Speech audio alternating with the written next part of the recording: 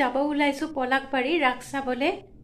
বহুতে মোক ৰিকুৱেষ্ট কৰিছিলে এছামিজ ল্যাঙ্গুৱেজত ব্লগটো বনাবলৈ, সেইকাৰণে মই আপোনালোকৰ কাৰণে আজি এছামিজ ল্যাঙ্গুৱেজত ব্লগ বনাই আছো। আৰু তাৰো মাজে মাজে মই বেংগলীতো কিছুমান কথা কৈ যাম, যাতে মোৰ বেংগলী বন্ধু বান্ধৱীসকলেও ব্লগটো শুনি ব্লগটো চাই বুজি পায়।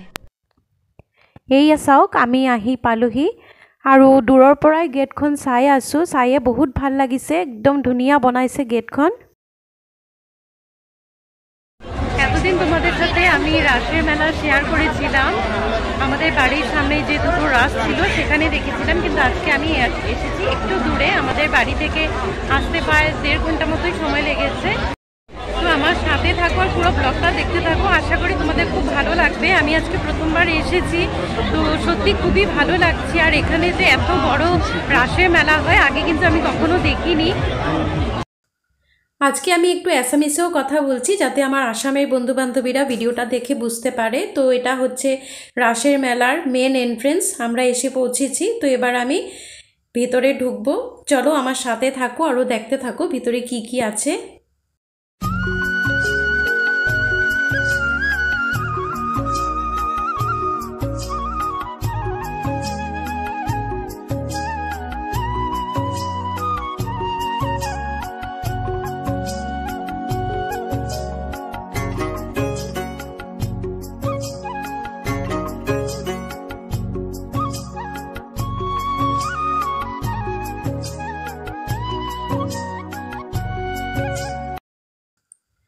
এতিয়া আমি ভিতৰলৈ সোমাই গৈ আছো আৰু হেয়া ভিতৰত যোৱাৰ ৰাস্তাটো খুব ধুনীয়া বনাইছে।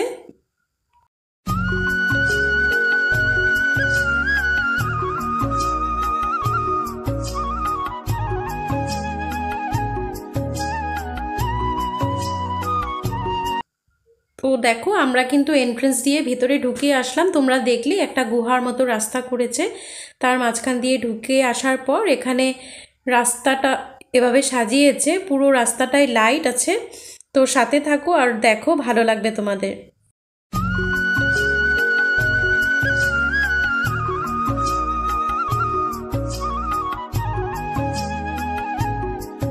এত বছরে আমি কখনো রাসের মেলা দেখিনি, কিন্তু এই বছর কিন্তু আমি কন্টিনিউ 1 সপ্তাহ ধরে ৰাসেৰ মেলাই দেখি যাচ্ছি।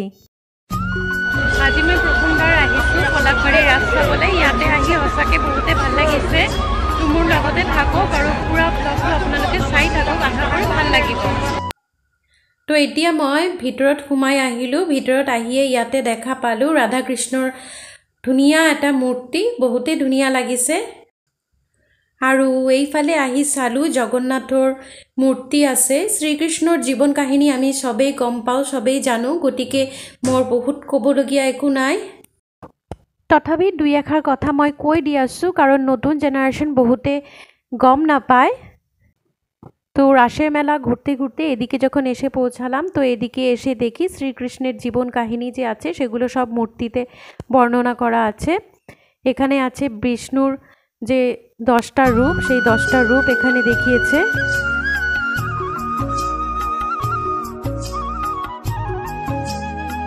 আৰু ইয়াতে আছে বাসুদেৱ আৰু দৈৱকীৰ যে বিবাহ হৈছিলে, এই মুহূৰ্তখিনি ইয়াতে দেখুৱাইছে।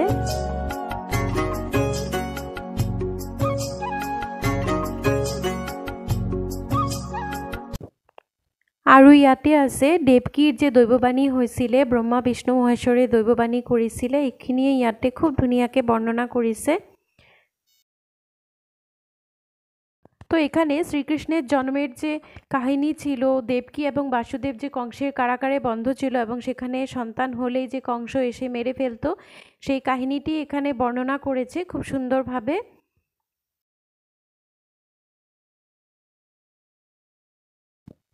শ্রীকৃষ্ণ, বাসুদেব এবং দেবকীর কাহিনী আমরা সবাই জানি, শ্রীকৃষ্ণের কিভাবে জন্ম হয়েছিল।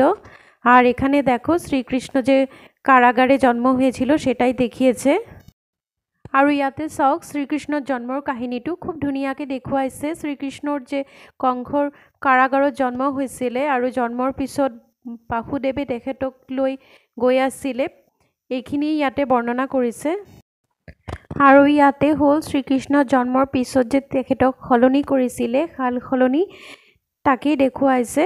শ্রীকৃষ্ণের জন্মের পর কংস যখন বধ করতে এসেছিল তখন যে যোগমায়ার আবির্ভাব হয়েছিল সেটাই এখানে দেখিয়েছে।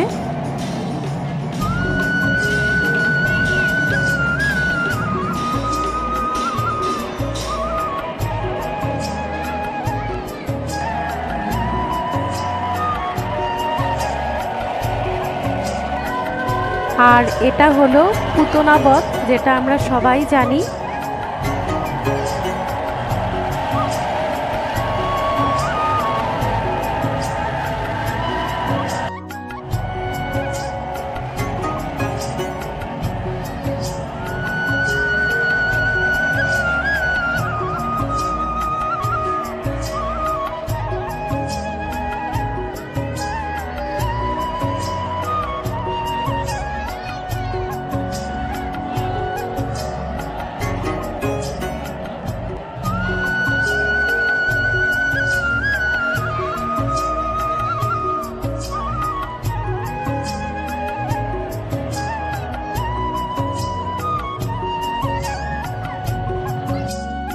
শ্রীকৃষ্ণ যে মা যশোদাকে তার বিশ্বরূপ দর্শন করিয়েছিল সেটারই কাহিনী এখানে বর্ণনা করেছে।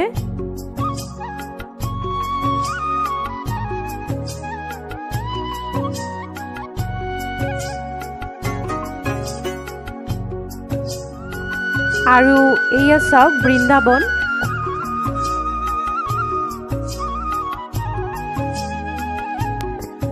আর এটা হচ্ছে বৃন্দাবন, খুবই সুন্দর লাগছে দেখতে। যতগুলো রাসমেলাতে গেছি সব থেকে আকর্ষণের কেন্দ্রবিন্দু হচ্ছে এই বৃন্দাবনের দৃশ্যটা। যতই দেখি ততই মনে হয় এদিকে তাকিয়ে থাকি।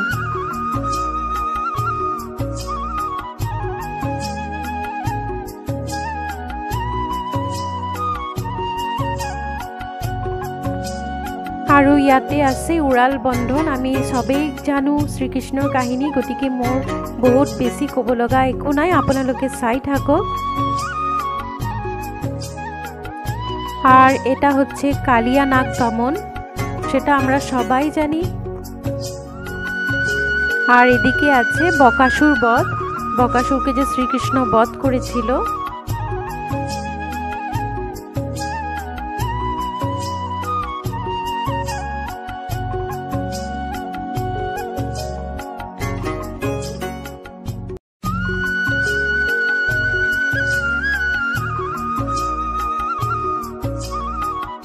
আর এদিকে আছে ধেনুকাসুর বধের কাহিনী, সেটাই দেখিয়েছে।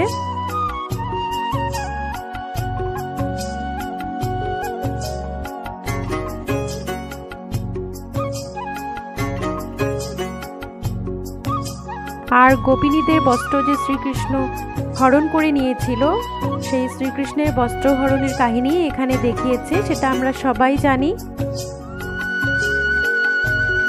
আর এদিকটাতে আছে শ্রীকৃষ্ণ যে গোবর্ধন পর্বত তার আঙ্গুলের মধ্যে উঠিয়ে নিয়েছিল, গোবর্ধন পর্বতকে ধারণ করেছিল, সেটাই এখানে দেখিয়েছে। সত্যি খুবই ভালো লাগছে, আশা করি আপনাদেরও ভালো লাগবে।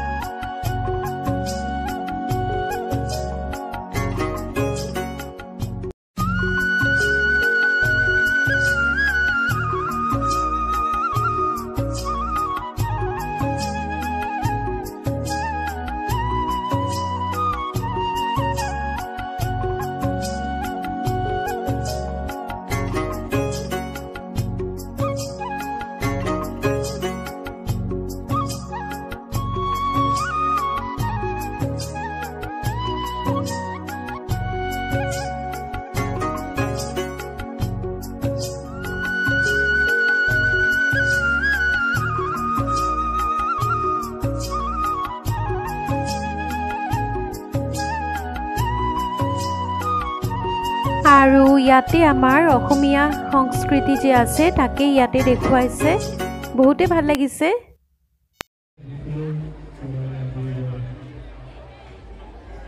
শ্ৰীকৃষ্ণৰ যিমান মূৰ্তি আছিলে জীৱন কাহিনী গোটেইখিনি আমি চাই ল'লোঁ। এতিয়া অলপ মেলাৰ ফালে গুচি আহিলোঁ। ইয়াতে কি কি আছে আহকচোন চাই লওঁ।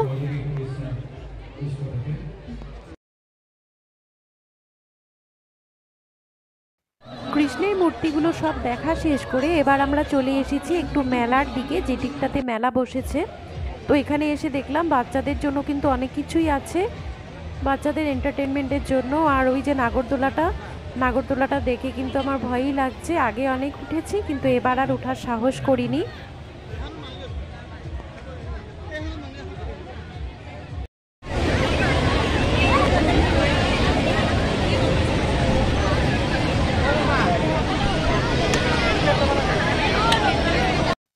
আর এই যে গণপতি বাপ্পাকে দেখা যাচ্ছে এই ছোট্ট ছোট্ট গাড়িগুলোতে এবার কিন্তু আমার মেয়ে উঠেছে এই প্রথমবার। সেয়া চাওক মোৰ ছোৱালীজনীক এইবাৰ প্ৰথমবাৰ তাই এইবিলাক হেলিকপ্টাৰ গাড়ী এইবোৰত উঠিছে।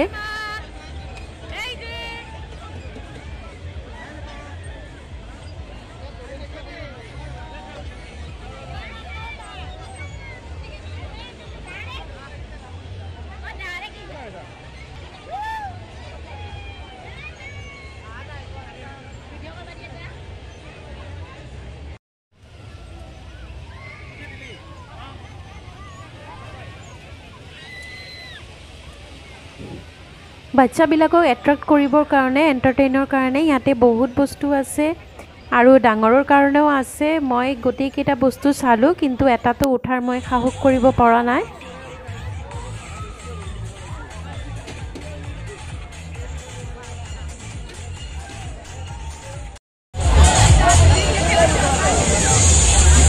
আৰু এইফালে এটা স্মোক বিস্কুটৰ ষ্টল এটা দিছে, মই কিন্তু খাই চোৱা নাই, বেলেগকে চালোঁ বিস্কুট খোৱা আৰু মুখৰ পৰা কিবা ধোঁৱা ওলাই আছে।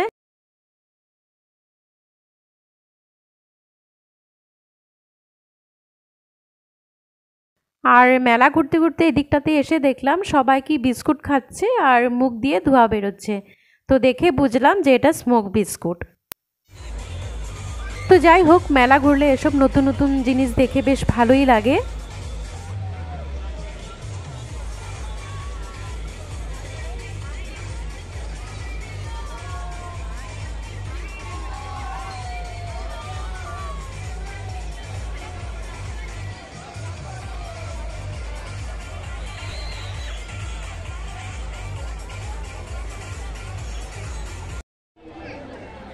আৰু এইফালে চাওক বহুত মিঠাইৰ দোকান আছে।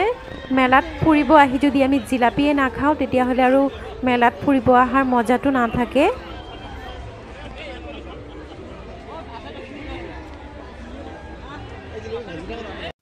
যিসকল ব্যক্তি এতিয়ালৈকে পলাশবাৰীৰ ৰাস চাবলৈ অহা নাই এবাৰ আহক, বহুত ভাল লাগিব। ময়ো আহিছোঁ, মোৰ আহি সঁচাকৈ বহুতেই ভাল লাগিছে। গুৱাহাটীৰ পৰা আহিছিলোঁ ইয়াতে ৰাস চাবলৈ আৰু আজি ইয়াতে আহি আমাৰ বহুতেই ভাল লাগিছে। তো এতিয়া বহুত ৰাতি হৈ গ'ল, গতিকে আমি ওলাই গৈ আছোঁ। আশা কৰিছোঁ ভিডিঅ'টো আপোনালোকৰ ভাল লাগিছে। ভিডিঅ'টো চাই যদি ভাল লাগিছে তেতিয়াহ'লে লাইক এটা কৰি দিব, কমেন্ট কৰিব, শেয়ার করব আর মোর চ্যানেলটি যদি সাবস্ক্রাইব করা নাই প্লিজ সাবস্ক্রাইব করে দিব। আজ তাহলে ভিডিওটা এখানেই শেষ করি। আমার আজকের ব্লগটা তোমাদের কেমন লাগলো আমাকে অবশ্যই জানাবে। যদি ভালো লাগে তাহলে লাইক, শেয়ার, কমেন্ট করবে। আর যদি আমার চ্যানেলটি এখনো সাবস্ক্রাইব করোনি তাহলে প্লিজ সাবস্ক্রাইব করে পাশে থাকা বেল বাটনটি প্রেস করে দিবে। আজ তাহলে চলি, টাটা।